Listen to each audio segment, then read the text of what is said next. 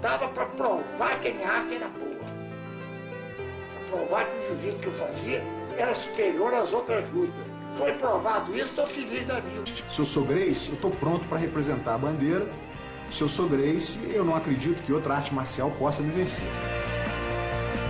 É que o menino raquítico e doente, que nunca nem sequer deu uma aula, de repente começa a dar aula, de repente se projeta, de repente se torna o maior lutador do mundo. Mas ele desenvolveu... Que é um merda para se sentir um homem. É frouxo para ser valente. Tem preço isso. Quero ver um cara ficar melhor do que eu. Ídolo do esporte brasileiro. Nunca teve ninguém no Brasil, nunca teve nem vai ter sujeito mais famoso do que eu fui da minha época. Ao lado de...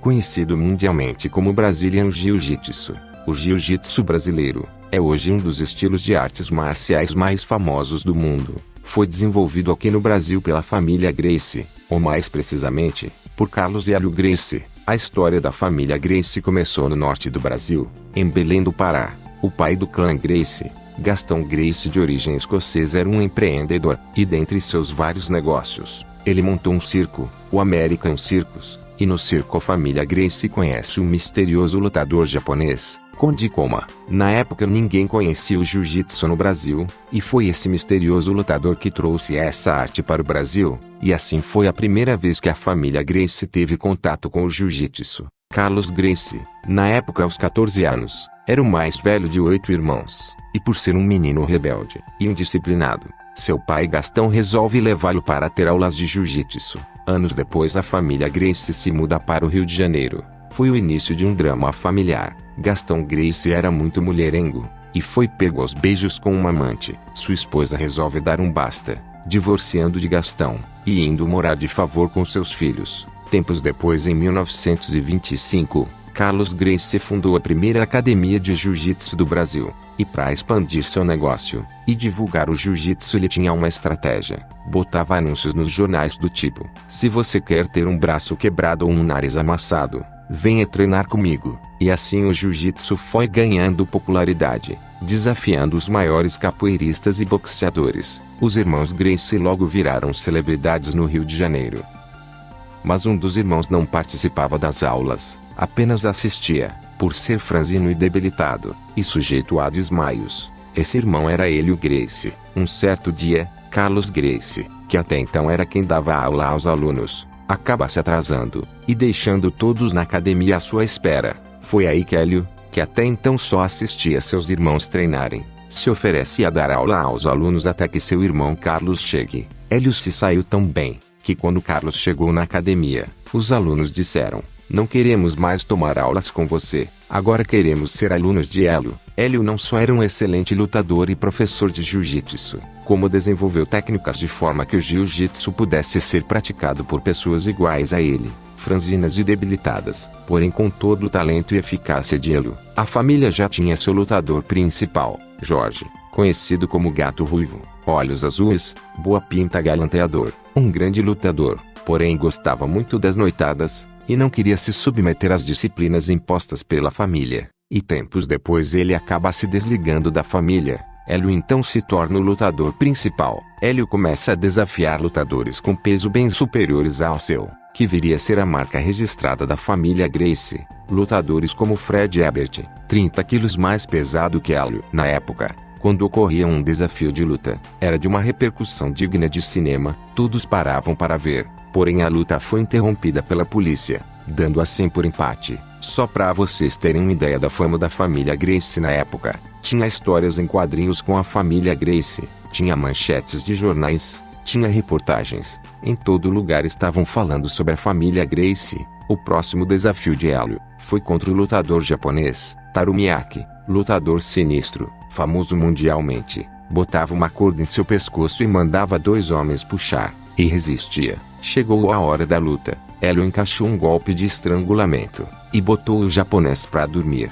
Hélio começou a desafiar lutadores cada vez mais impressionantes. Em 1937, Hélio se casa com Margarida, apesar de um grande sonho de Hélio fosse ser pai, porém Margarida não conseguia ter filhos. Hélio então pede conselhos ao seu irmão Carlos, que era viúvo de seu primeiro casamento, e tinha 7 filhos. Foi aí que Carlos fez uma proposta para Hélio, que ficasse com seus filhos, já que sua nova esposa não tratava bem as crianças. Hélio, como adorava crianças, aceitou a oferta, ficando assim com os 7 filhos de seu irmão Carlos. Em 1947, os irmãos Carlos e Hélio fundaram uma academia que iria fazer história, atraindo gente de diferentes classes, e também gente muito importante na época. Hélio Gracie desafia então Masahiko Kimura, campeão mundial de jiu-jitsu, porém Kimura recusa o desafio, alegando que por ser um campeão mundial, não iria lutar com um desconhecido. Kimura disse para Hélio: se você quer lutar,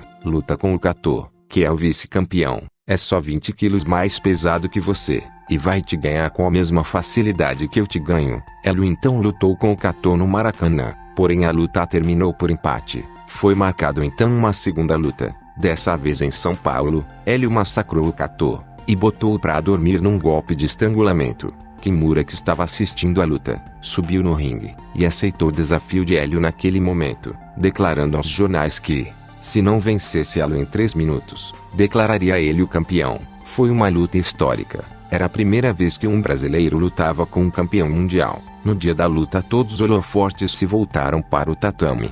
Hélio lutou com garra e resistiu até os 13 minutos de luta, quando o japonês encaixou uma chave de braço, que levaria o seu nome, conhecida como chave de Kimura. Hélio não bateu, porém seu irmão Carlos interrompeu a luta, para evitar que Hélio quebrasse o braço.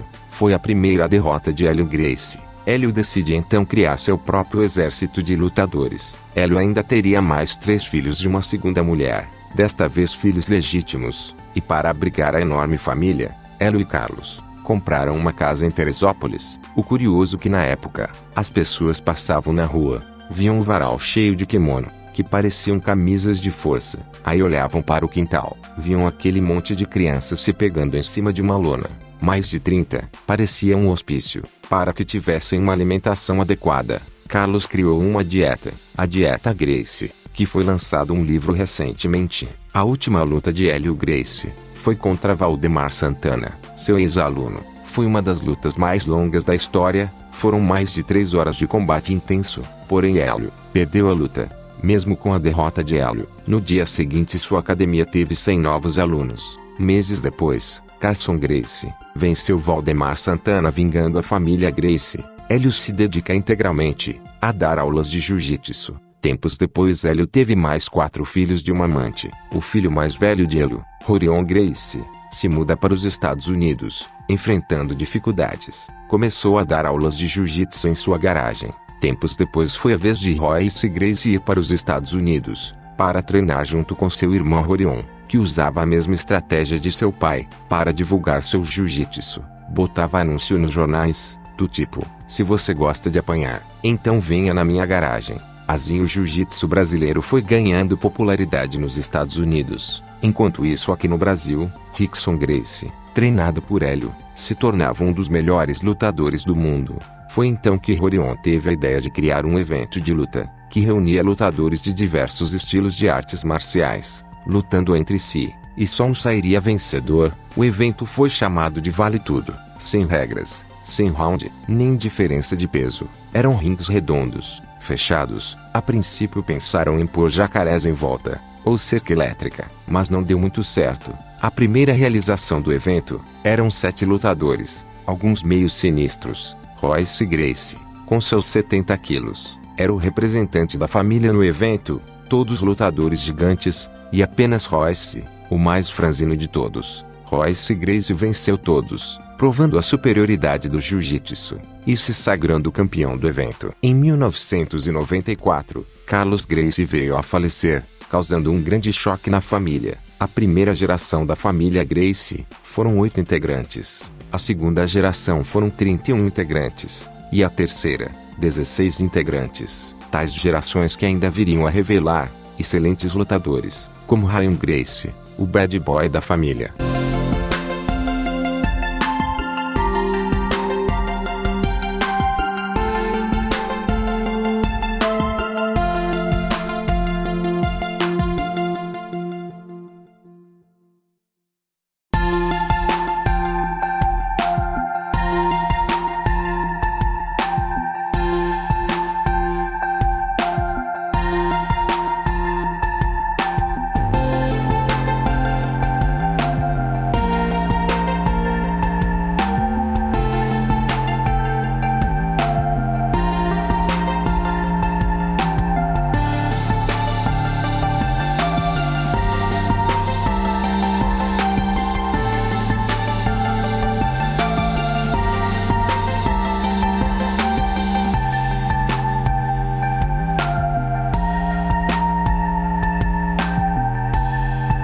que apesar de todo o seu talento como lutador, não suportou a fama, e acabou se envolvendo com drogas, e vindo a falecer devido ao uso excessivo de remédios. Kira Gracie, a diva da família, várias vezes campeã mundial de jiu-jitsu.